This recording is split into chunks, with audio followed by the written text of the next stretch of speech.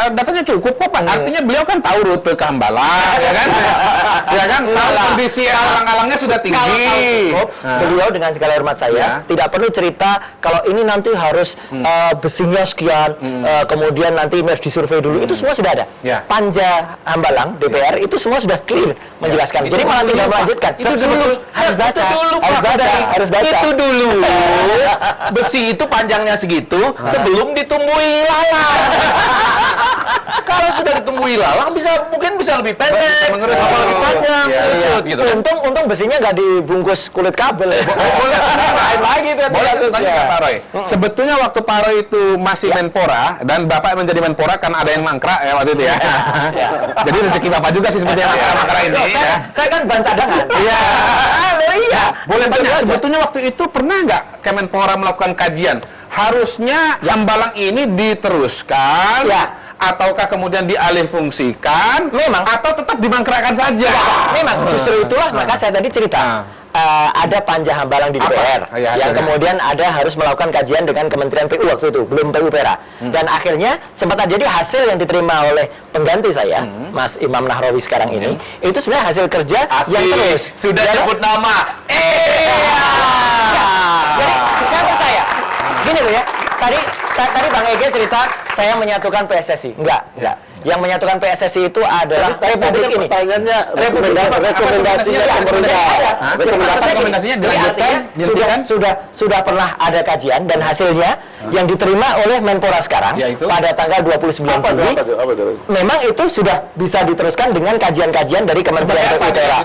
Dilanjutkan sebagai monumen atau sebagai bangunan? Hasilnya sudah dilanjutkan 2015. Sekarang Pak, saya sampaikan dulu kepada teman saya ini. Jangan suka begitu. Artinya kalau dilanjutkan itu pembangunannya, bukan dibikin monumen.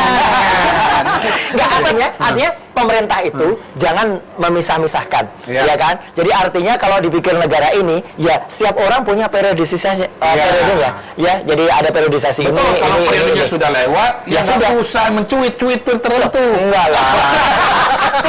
tidak ada ceritanya. Tadi kan dibilang, walaupun ada yang mencuit, tidak perlu dijawab. Ya kan? Soalnya ini kan istilah mangkrak ini agak susah loh. Saya orang Sumatera ya. Mangkrak susah. Bapak paham betul mangkrak? Iya, saya juga tadi bertanya buka kamus dulu, Bang Edi. Jadi setelah saya buka kamus, baru saya tahu, oh ternyata mangkrak itu artinya terbengkelai. Terbengkelai yang waduh udah susah untuk dinikahi. Itu ya, mangkrak itu kurang lebih artinya mendekati mangkat. Tapi sudah susah merangkak. Nah, kita punya survei lagi nih Bang Ege ya. Bertanya kepada masyarakat alasan setuju. Oh, ini bagi yang setuju. Bagi yang setuju bahwa Pak Jokowi menjawab kritik. Jawabannya pertama klarifikasi ya, tabayun ya menjelaskan ya. Kemudian itu 68%. Kemudian supaya tidak salah paham 16% ya. Kemudian memang hak presiden untuk menjawab 9%. Dan menunjukkan kekuasaan ya, itu 3%. Jadi ini alasan mereka yang setuju kalau Presiden Jokowi menjawab kritik. Walaupun tadi mayoritas mengatakan tidak setuju ya. Tidak setuju ya. Jadi bagi yang tidak setuju ya Presiden Bapak Jokowi menjawab kritik, alasannya adalah yang pertama 53,1% itu fokus kerja. Kerja. Jadi bukan kerja datang ke Hambalang. Kerja. Dan kemudian 15,6% nanti bakal bikin gaduh. Ya. Dan sudah terjadi kegaduhannya kira-kira begitu. Lalu itu terima kritik.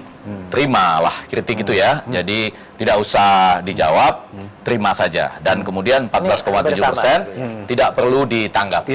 Memang datang ke Hambalang itu kan bagian dari kerja juga dong. Iya dong. Jadi datang ke sana untuk membuktikan bahwa ini memang mangkrak. Nah setelah itu setelah 8 bulan. Iya, 8 bulan atau 3 bulan 4 bulan itu memang kenyataannya seperti itu. Dan tidak mengerjakan yang baik. Sekarang ya kita harus mulai kerja gitu. Jadi harus dimulai dari pergi melihat sendiri, itulah gaya Pak Jokowi kan. Main bola Pak. Gimana? Jadi datang itu bisa disesuaikan waktunya dengan ketika ada serangan dari lawan, sistem pertahanan yang terbaik itu juga keluar lagi. Skenario. Itu berdasarkan kondisi Pak. Skenario. Enggak Pak.